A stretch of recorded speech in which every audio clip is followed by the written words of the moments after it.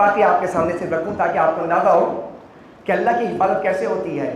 جنہوں نے گستاخیاں کی، اب ہم یہاں بیٹھے بیٹھے یہ باتیں ہانکتے رہتے ہیں، کرتے رہتے ہیں. یار مولانا صاحب کو دیکھو ہوتا کیا یار، یہ جب جمعہ ہو 4-5 جمعے کے بعد یہ ناموس کی بات کرتے ہیں. بھائی اس کا فائدہ کیا ہوگا؟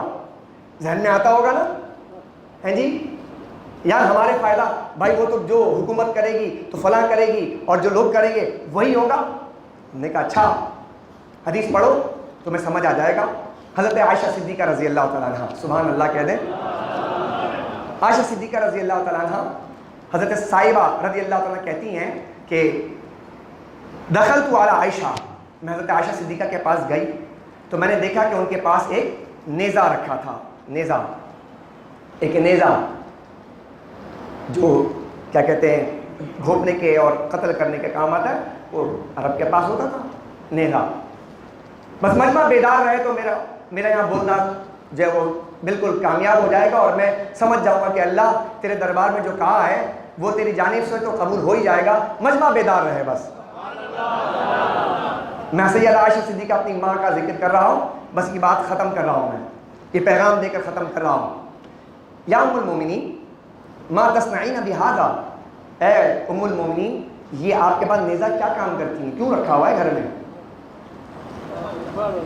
عورت ذات اور گھر میں نیزہ رکھا ہوا ہے. یہاں تو کوئی عالم یا کوئی مسلمان رکھ لے اگر نیزہ مینس ویپن.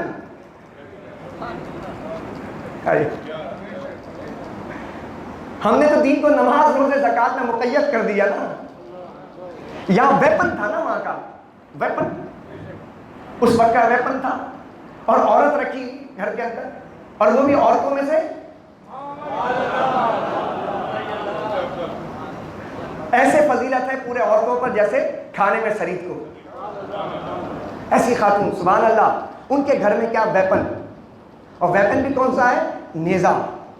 تو صاحبہ نے دیکھا تو پوچھا، کہا کہ یا ام المومنین یہ میری ماں، یہ آپ کے گھر میں نیزہ کس لیے؟ آپ گھر میں رہتی ہیں، خاتون خانہ ہے، نیزے کی ضرورت کیوں پڑ گئی؟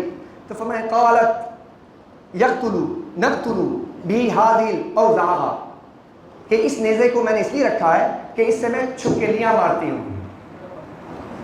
کیا مارتی ہوں؟ چھپکلیوں کو مارتی ہوں. تو کیوں مارتی ہیں بھائی، کیا وجہ ہے؟ تو کہنے کہ ان نبی اللہ صلی اللہ علیہ وسلم اخبرنا ان ابراہیم لما القی فی النار، کہ عائشہ صدیقہ فرمانے لگی، کہنے لگی کہ میرے نبی نے مجھے خبر دی ہے، مجھے میرے نبی نے بتایا ہے، میرے سرتاج نے مجھے بتایا ہے، میرے آقا نے مجھے بتایا ہے اور مجھے خبر دی ہے کہ ان ابراہیم، جب ابراہیم علیہ السلام کو آگ میں ڈالا گیا تھا تو لم تکن فی الارض دابۃ الا اطفأت النار، کہ زمین کے ہر چوپائے نے اس آگ کو بجھانے کی کوشش کی. زمین کے سنیے گا تکن فی الارض دابہ، الفاظ پہ غور کر رہے ہیں، مجمع بیدار رہے بس. زمین پر سارے چوپائے نے، عائشہ صدیقہ کیا ہے، زمین کے سارے چوپائے نے، ایک تو نہیں، صرف عرب کے نہیں، حجاز میں نہیں، حجاز کے. اچھا دیکھیے آپ، عراق میں ہوا واقعہ، بیٹھی ہیں حجاز میں. عراق اور حجاز میں کتنا فرق ہے، اور یہ حدیث بیان کر رہی ہیں اور فرما رہی ہیں کہ زمین کے سارے چوپائے نے کیا کیا تھا، اس آگ کو بجھانے کی کوشش کی تھی، غیر وزن، سوائے چھپکلی کے. یہ چھپکلی آ کر پھونکے مار رہی تھی، پھونکے مار، انہا کانت تنفخ علیہ، یہ آگ میں پھونکے مار رہی تھی، پھونکے مار کے اس کو بھڑکا رہی تھی. اور باقی سارے کے سارے جتنے بھی چوپائے تھے زمین کے، وہ سب آگ بجھانے کی کوشش کر رہے تھے. اللہ اکبر، اللہ اکبر. تو کیا کہنے لگی، امر رسول اللہ صلی اللہ علیہ وسلم بقتلہ، اس امت کو نبی نے حکم دیا ہے، یہ چھپکلی گستاخ ہے.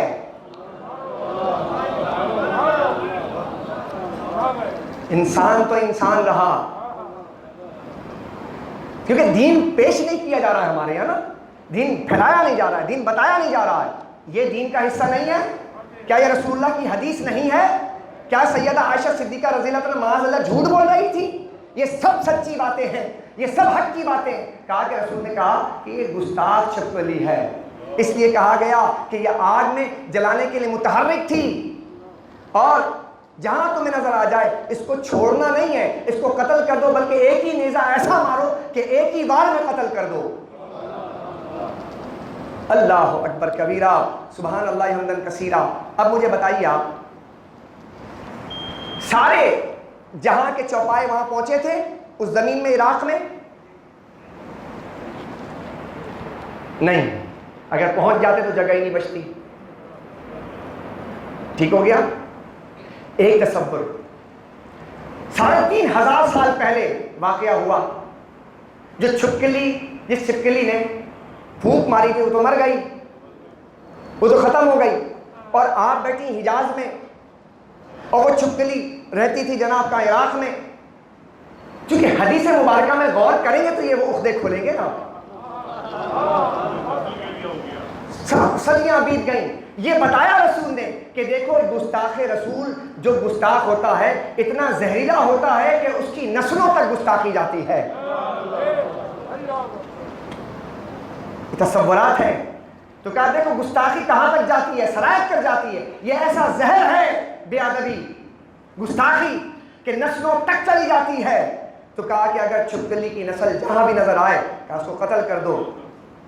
دوسرا، اب ہمارے لیے ڈھارس ہے، سارے تو نہیں پہنچے تھے نا، سارے پھونکے یعنی کہ آگ کو بجھانے کے لیے نہیں پہنچے تھے، اپنی اپنی جگہ پر زمین کے سارے چوپائے تھے، اپنی جگہ نیت کر لی تھی،